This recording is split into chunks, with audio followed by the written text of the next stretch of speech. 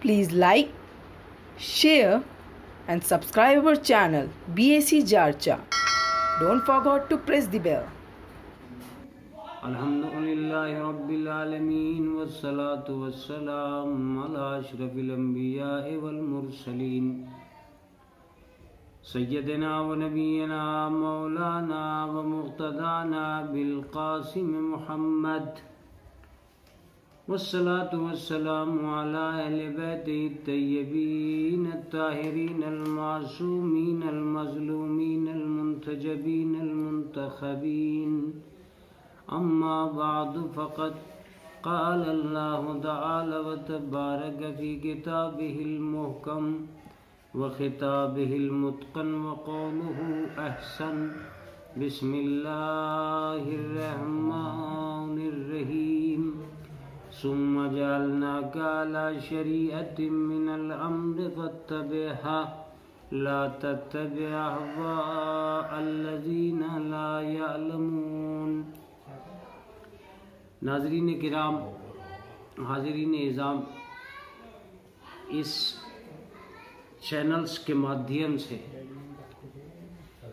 Karbala tour और गदीरी युवा foundation इस जन्नतुल बकी के प्रोग्राम को, इन्हदा में जन्नतुल बकी के प्रोग्राम को आप हजरात तक मेरी आवाज़ पहुंचाने के लिए मुआविन और मददगार भी हैं, और मैं इन लोगों के लिए दुआ करता हूं। रज़ी बॉम्बे और गदीरी युवा फाउंडेशन, इन सब के लिए दुआ गो हूँ कि वो जिस तरह ज़िक्र आले मोहम्मद को नशर कर रहे हैं, आम कर रहे हैं, और इस दौर में जहाँ एक परेशानी और इब्तला का दौर है, इसको आम करने की कोशिश कर रहे हैं। खुदावंद आलम इनको आले मोहम्मद की विलायत की चाशनी भी इनायत करे और इस तमस्सुक का अजर भी इनायत करे, और इन लोगों को दिन दूनी रात चौगनी तरक्की इनायत करे।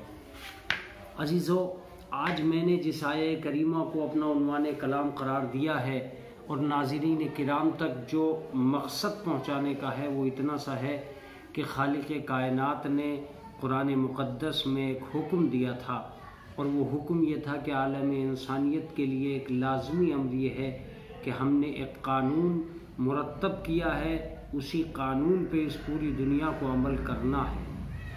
जिस आदमी ने इस कानून पर अमल नहीं किया, फ़त्तबिअ ला तत्तबिअ अहवाअल्लज़ीना ला यअलमून, और कभी भी नादान, जाहिल, अनजान लोगों की इत्तबा और पैरवी नहीं होनी है।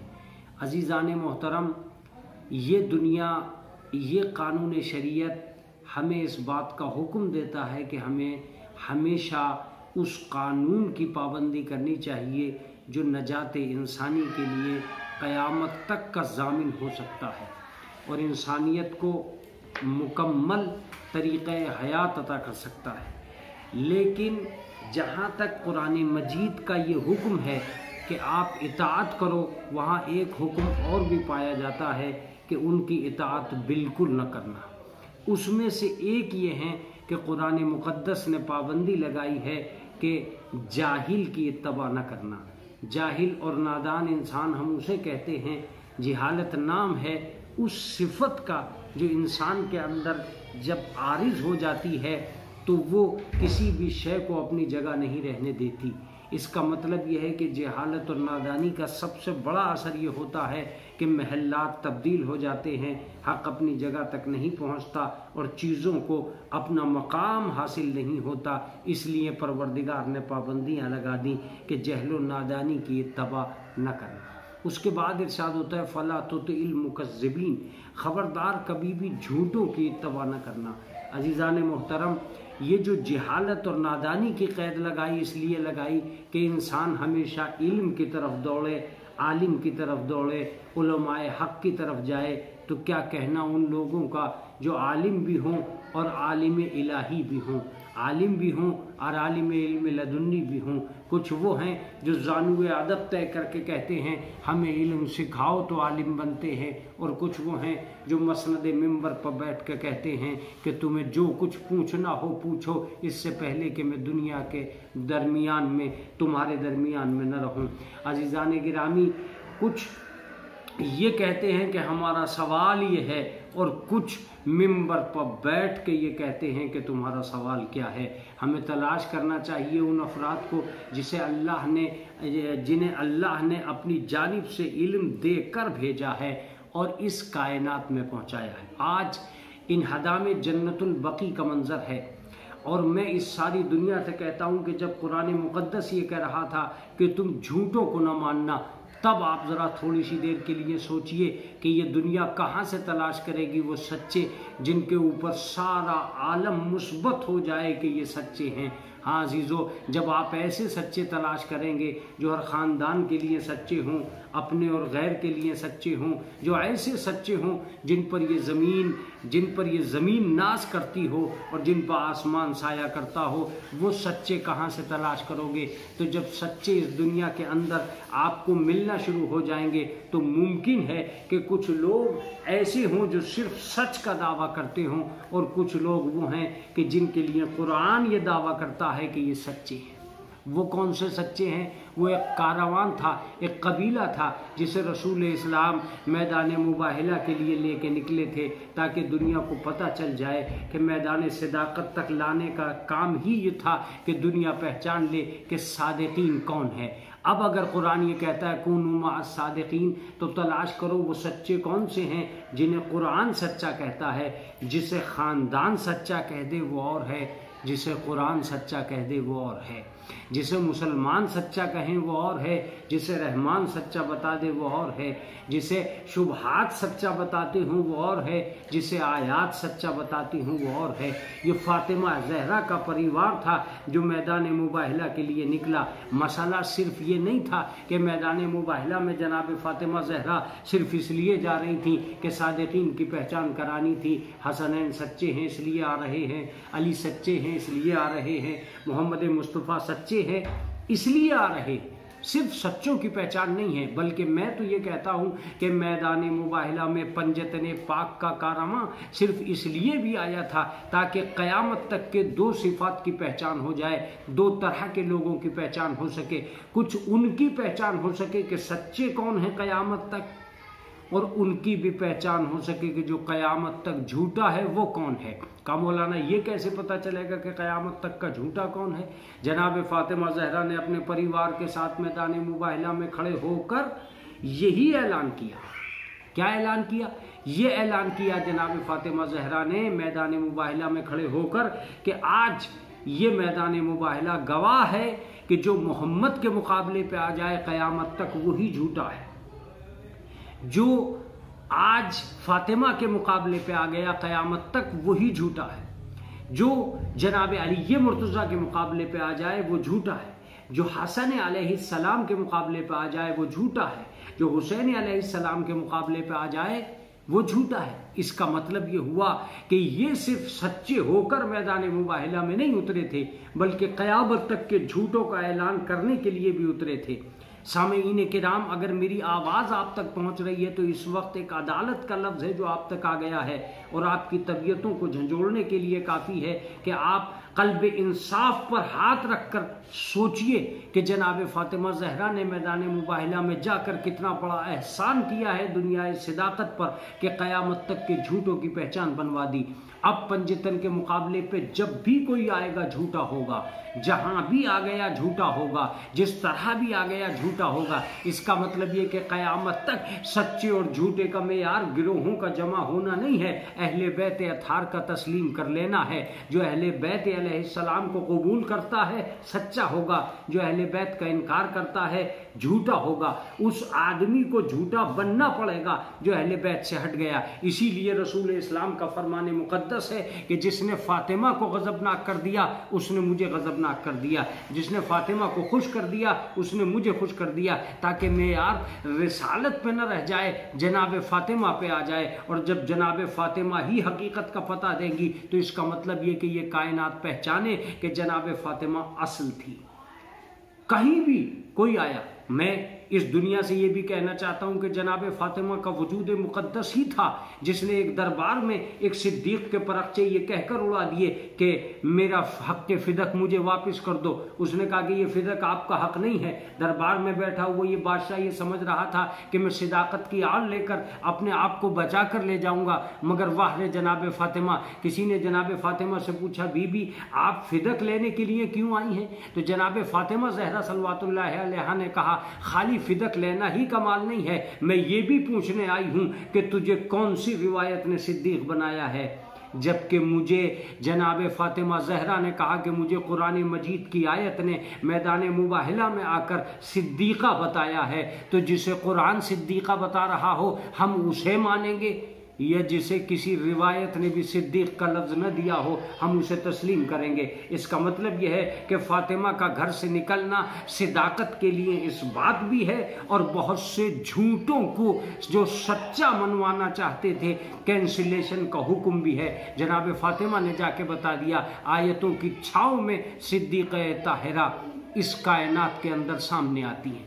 अजीज़ों, ये करबला टूर का प्रोग्राम, ये युवा गदीर का प्रोग्राम है, जन्नतुल बकी का प्रोग्राम है। मैं जनाब फातिमा ज़हरा सल्लल्लाहु अलैहा पर गुफ्तगू नहीं कर रहा हूँ, लेकिन इस आलम कौनो मका में एक ऐसा जुल्म भी हुआ 1926 ईस्वी में कि जिससे ये पूरी कायनात लरस के रह गई और जुल्म बर्बरियत की औकात समझ में आ गई।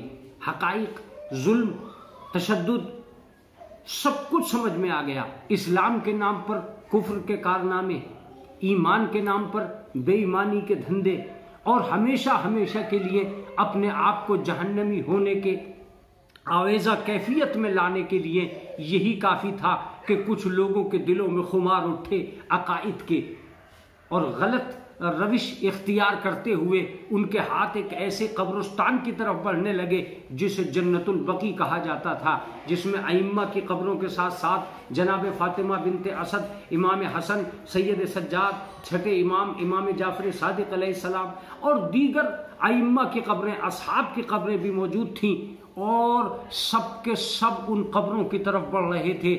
मसला क्या था? मसला अकीदे का था, फतूर जहन का था, नाम इस्लाम का ले रहे थे और कब्रों को ये कहकर तोड़ दिया कि कब्रों की दुनिया आबाद नहीं रहनी चाहिए। मैं आज दुनिया इंसानियत से पूछता हूँ, जब इनका अकीदा ये था कि कब्रों में कुछ नहीं है, ये हड्डियाँ, ये गली हुई, ये सड़ी हुई हड्डियाँ हैं, इन कब्रों में कुछ नहीं होता, तो फिर कब्रों को मुनहदिम कराने से क्या फ़ायदा? इनका मुनहदिम कराना इस बात का सबूत है कि ये जानते थे कि इन कब्रों के अंदर कुछ है। अजीज़ाने गिरामी, ये बात तय है कि अगर हम एहतजाज न करें जन्नतुल बकी के गिर जाने पर तो ये लोग रसूल इस्लाम के रोज़े को भी ख़त्म कर देंगे। इन्हें मुसलमानों के नाराज़ होने की वजह है और मैं सारे मुसलमानों से अपील करता हूँ कि जन्नतुल बकी जैसे प्रोग्राम हर चैनल पर, हर मोबाइल पर, हर इस्तिताअत में, हर ताकत में आने चाहिए। इसलिए आने चाहिए कि दुनिया को ये पता रहना चाहिए, सऊदिया अरब वालों को ये पता रहना चाहिए कि तुम्हारे अंदर बसी हुई अमानतें सिर्फ तुम्हारी जागीर नहीं हैं, वो साहिबान इस्लाम की जागीर हैं, वो हर कलमा गो की जागीर हैं। रसूल इस्लाम का रोज़ा सिर्फ सऊदिया अरब की सरजमीन में होने के साथ उनकी अपनी मिल्कियत नहीं है, न जाने कितने अकीदों की जागीर है जो रसूल इस्लाम का रोज़ा है। आज भी हिंदुस्तान के सरमाए और मसलक के अंदर न जाने कितने मुसलमान हैं जो जाली की कस्में खाते हैं, रोज़े पर जाने की कस्में खाते हैं, मदीने की गलियों में मर जाने की कस्में खाते हैं। क्यों? सिर्फ इसलिए कि उनकी अकीदतें वाबस्ता हैं अहले बैत अताहर से। अगर ये कहते थे कि मज़ारों में कुछ नहीं है तो फिर ये बात क्यों आ रही थी कि मज़ारों में है? ये इत्तफाक से जो प्रोग्राम आप तक पहुंचाया जा रहा है वो ज़ियारात के टूर से मुताल्लिक़ है। इसलिए मैं कहूँगा कि रसूल इस्लाम ने फरमाया, मन ज़ारनी हय्यन मन ज़ारनी मय्यतन कमन ज़ारनी हय्यन, जिसने मेरी मरने के बाद ज़ियारत की वो ऐसे है जैसे उसने ज़िंदगी में मुझसे मुलाकात की। ज़ियारत नाम है मुलाकात का। अगर ये बात सच है, रसूल इस्लाम फरमाते हैं कि जो भी आदमी मेरी कब्र के पास आकर मुझे सलाम करता है मैं उसे जवाब देता हूँ। फिर उसके बाद कहते हैं कि अगर दूर से भी मुझे सलाम किया जाता है तो वो मुझ तक पहुँचता है और मैं उसको सुनता हूँ। ये किताबों की दुनिया है, ये रिवायतों की दुनिया है, ये हकीकतों के अंदर पाया जाता है। बल्कि हम चूंकि शिया अफराद हैं और अकायद शिया से मुज़य्यन हैं और अकायद शियत रखते हैं, हमें मालूम है कि मज़ारात की दुनिया में क्या है। ये मज़ारात पे हमला आवर ही इसलिए होते हैं कि इन्हें पता है कि हमारी सरकार में वो लुत्फ़ नहीं है जो इनके मज़ारात में है। हमारी सरकार लोगों को उतना मुतमईन नहीं करती जिनके मज़ारात मुतमईन करते हैं। सरकारें उतनी हाजतें पूरी नहीं करती जिनके मज़ारात पूरे करते हैं। दुनिया की मुश्किलें वो सरकार पूरी नहीं कर पाती जो मज़ारात पूरी कर देते हैं। इसलिए कि सरकारों में मुश्किलें मौजूद हैं और मज़ारात में मुश्किल कुशा मौजूद हैं। सरकारों में हाजतें तड़प रही हैं और मज़ारात में हाजत रवा इत्मीनान से सो रहे हैं। आज भी करबला के अंदर आने वाली भीड़ ये बता देती है कि कितनी जिंदगियां हैं जो इनसे वाबस्ता है। अजीजों, इस दुनिया के अंदर ये बड़ी अजीबो गरीब कैफियत है कि जो मज़ारात के गिराने का ये अकीदा रखा जाता है। ये किसी और का अकीदा नहीं है, न सारे सुन्नियों का अकीदा है, न किसी शिया का अकीदा है। ये सिर्फ और सिर्फ वहाबी इज़्म का अकीदा है। इब्न तैमिया जैसे नाबकार का अकीदा है कि जिसने किताबों की दुनिया में एक हलचल मचा के रखी है। ये उसका अकीदा और किसी का अकीदा नहीं है। दुनिया के अंदर अकाईद की दुनिया में ये बहस होती रहेगी और ये बहस जब जब होगी ये अंदाज़ा होता चला जाएगा कि मज़ारात की दुनिया एक मुक़द्दस दुनिया है। शेख मुफीद अलैहिर्रहमा फरमाते हैं कि ये शियों का खुसूसी अकीदा है कि मज़ारात में रहने वाले अइम्मा की नज़र अपने शियों पर होती है। जिस तरह ज़िंदगी में वो अपने शियों पर नज़र रखते हैं, वैसे ही ये हज़रात मरने के शहादत के बाद भी, अहले बैत ताहिरीन वफ़ात के बाद भी अपने शियों के हालात पर नज़र रखते हैं और उनसे उसी तरह बाखबर होते हैं जिस तरह जिंदगियों में उनसे बाखबर हुआ करते थे और दुनिया में बाखबर होते थे। उनकी मुनाजात को सुनते हैं। ये शेख मुफीद अलैहिर्रहमा के अल्फाज हैं जो उनके मशाहिद मुक़द्दसा में आ जाते हैं। ये सब अल्लाह की इनायत की वजह से होता है जो उनके और बंदों के दरमियान है। अल्लाह ने दूर दराज से आने वाली मुनाजात को सुनना भी अहले बैत अताहार का कमाल रखा है। अजीज़ान गिरामी, ये इन्हदा में जन्नतुल बकी का अमल इब्न सऊद नजदी ने अंजाम दिया। मैं इस चैनल के माध्यम से तमाम शियाने हजरात, तमाम उलमा हजरात से कहूँगा कि अब ऑनलाइन आएँ, तारीख़ की हकीकत को बताएं, जुल्म व तशद्दुद करने वाले चेहरों को क्लियर करें, बर्बरियत करने वाले चेहरों को क्लियर करें और साफ साफ लफ्ज़ों में बताएं कि हम शियाने किराम कितनी मजलूमियत की दुनिया से गुजरे हैं। एक मक्के में जब हम जाते हैं तो तलाश करते हैं जनाब सैयद सज्जाद का बाग कहाँ है, जनाब सुगरा का नक्श कदम कहाँ है, इमाम हसन का कुआं कहाँ है, इमाम हुसैन का घर कहाँ था। मोहल्ला बनी हाशिम में बसने वाले शियों पर आज भी जो जुल्म व तशद्दुद होता है उन्हें रोती हुई आंखें तलाश करती हैं। आज भी हम ढूंढते फिरते हैं हमारी मजलूमा जद्दा जनाब फातिमा ज़हरा की कब्र कहाँ है। आज भी हम तलाश करते हैं कि रोज़े मुनव्वर पे वो बहार कहाँ है। आज भी हम तलाश करते हैं कि हम जान में हमारा दिल रोता है। मैं कहता हूँ कि शिया हजरात को अब खूब चाहिए कि वो अपने आप को इस कायनात को मोबाइल के ज़रिए से सही, ऑनलाइन ही सही, लेकिन अब बताना शुरू करें कि वो कौम जिसने गर्दनें कटाई हैं, वो कौम जिसने तशनगी को ज़बान पर सजाया है, वो कौम जिसने सजदों के अंदर अपना लहू दिया है, वो कौम के जिसके खून से मेहराबें रंगीन पड़ी हैं, वो कौम जिसकी वीरानियों की दास्तान आज भी तारीख में लिखी हुई है, वो कौम जिसकी नस्ल की दरबदरी का आलम यह था कि बाप एक मुल्क में है तो बेटा एक मुल्क में है। हिजरत पे हिजरत करने वाली कौम आज इस दुनिया के अंदर एहतजाज कर रही है इन हदा में जन्नतुल बकी के मौके पर। इन हदा में जन्नतुल बकी वो था कि जिसमें जनाब फातिमा ज़हरा का रोज़ा भी गिराया गया था। दरा हाँ, लेके मैं आप हजरात की खिदमत आलिया में ये भी अर्ज़ करूँगा कि जनाब अस्मा बिनते उमैस बयान करती हैं कि मैंने जनाब फातिमा ज़हरा को महजून व मगमूम अपने घर में बैठा हुआ देखा और मैं ये देख रही थी कि फातिमा मुसलसल आंसू बहाती चली जा रही हैं। मैंने फरमाया कि रसूल के बाद चैन न लेने वाली खातून क्या वजह हो गई है कि आप मुस्तकिल आंसू बहाती रहती हैं। जनाब फातिमा ज़हरा ने फरमाया कि ए अस्मा, मुझे बिल्कुल अच्छा महसूस नहीं होता जब जनाजे उठाए जाते हैं तो औरत के जिस्म की अक्कासी हो जाती है और एक चादर में ले जाया जाता है। जनाब अस्मा बिन्त उमैस कहती हैं कि मैंने एक किस्म के ताबूत को एक जगह पे देखा है, वो मुल्क हबश के लोग बनाते हैं। जनाब अस्मा बिन्त उमैस ने वो ताबूत बनाकर जनाब फातिमा को दिखलाया। जनाब फातिमा ने अस्मा बिन्त उमैस को दुआएं दी और अपने आप को जमीन पे बिठा लिया। रिवायत ये बताती है कि अस्मा बिन्त उमैस उन दिनों में जनाब फातिमा की खिदमत में रहती थी। रिवायत बताती है कि जनाब फातिमा बिन्त मोहम्मद ने वसीयतें शुरू कर दी। अस्मा बिन्त उमैस से वसीयत की, ए अस्मा बिन्त उमैस, अली से कहना कि मेरा गुस्ल तुम और अली करेंगे। असीसो, ये वो खातून है जिसकी 3 पसलियां टूट गई थी। ये वो खातून है जो 18 साल में असा का सहारा लेके चलती थी। रिवायत ये बताती है कि जब से दरवाज़ा बीबी के पहलू पे गिराया गया था, बीबी का एक हाथ काम नहीं करता था। बार बार हसनैन अपनी माँ से लिपट जाते थे और जनाब फातिमा बिन्त मोहम्मद मुँह चूम के बस इतना कहा करती थी, जनाब फातिमा ज़हरा, वो नाना कहाँ गए जो तुम्हें नाज उठाया करते थे, जो तुम्हारे अरमान पूरे किया करते थे। हाँ अजीज़ो, जनाब अली मुर्तज़ा ने जनाब फातिमा के लिए एक बैतुल हुस्न बनवाया था।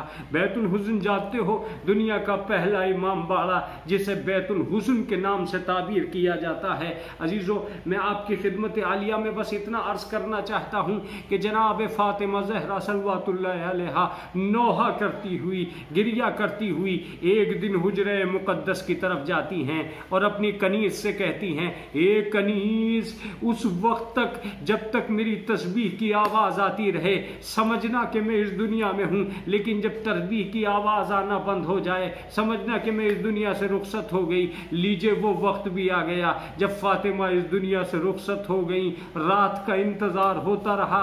अली मुर्तज़ा ने रात का इंतज़ार किया और अली मुर्तज़ा रात का इंतज़ार इसलिए कर रहे थे कि फातिमा ने वसीयत कर दी थी, मेरे मरने की खबर किसी को न देना, मेरे मरने पे कोई आने न पाए, मुझे रात की तारीकी में दफन करना।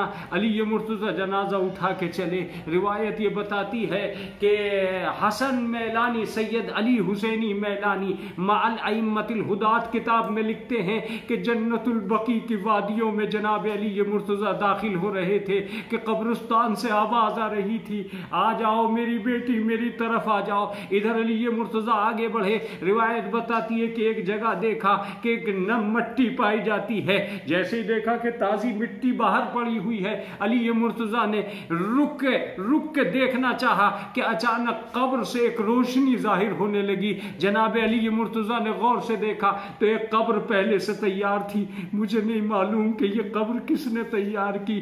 फरिश्तों ने कब्र तैयार की जो महजून व मगमूम थे, एक किसने तैयार की होगी मुझे नहीं मालूम, लेकिन इतना जरूर पता है कि कब्र पहले से तैयार थी और कब्र का पहले से तैयार होना था कि अली मुर्तज़ा रुके। अचानक आवाज आई, मेरी अमानत को मुझे दे दो। रिवायत बताती है कि जनाब अली मुर्तज़ा ने उस शरीर को जमीन पर रखा, उस चारपाई को जमीन पर रखा और जमीन पर रखने के बाद जनाब फातिमा को उठाया। जैसे ही कब्र की तरफ लेके चले, एक आवाज आई, इलैया इलैया, आओ मेरी लाडली, मेरी तरफ आ जाओ।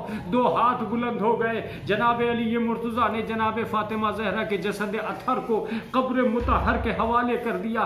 कब्र मुतहर के हवाले करके एक मरतबा मिट्टी डालना शुरू कर दी। मिट्टी का डालना था। जनाब फातिमा की कब्र बंद हो गई। बंद होने के बाद अली मुर्तज़ा बैठ गए और बैठने के बाद एक जुमला कहा, ए ज़मीन, मैं वो अमानत तेरे सुपुर्द करके जा रहा हूँ जो मुझसे ज़्यादा अजीज थी। बस एक मरतबा ज़मीन से आवाज़ आई, ए अली मुर्तज़ा, हमें आपसे ज़्यादा इनका ख्याल है।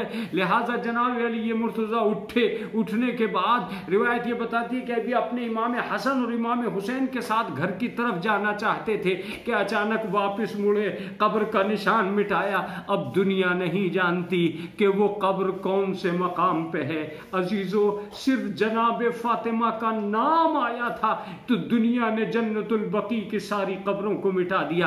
अब पता चला कि इमाम वक्त अली मुर्तज़ा ने जनाब फातिमा ज़हरा की कब्र को क्यों बराबर कर दिया था। अजीजों, सिर्फ एक कब्र बराबर नहीं की, रिवायत ये बताती कि अली मुर्तज़ा ने और बहुत सारी कब्रें बनाई थी ताकि दुनिया कल को कब्र पे आकर खड़ी न हो जाए और जनाब फातिमा की इहानत न कर सके। हाय रे अहले बैत अतार, कब्र तो मुकम्मल हो गई, कब्र को मिस्मार कर दिया, मगर मैं कहूंगा ए बीबी फातिमा ज़हरा, एक वक्त ऐसा भी आया जब सकीना कैद होकर जा रही थी, बाबा बेकफन जमीन पर पड़े हुए थे। जब ज़ैनब असीर होके जा रही थी, भैया बेकफन जमीन पे पड़ा था, एक बेटा कैदी होकर जा रहा था, उसका बाप बेगुस्लो कफन जमीन पे पड़ा हुआ था, सैयदुश्शुहदा का जसद अथर जमीन करबला पे था। वो क्या कयामत की घड़ी होगी जब सैयद सज्जाद का रंग जर्द पड़ गया।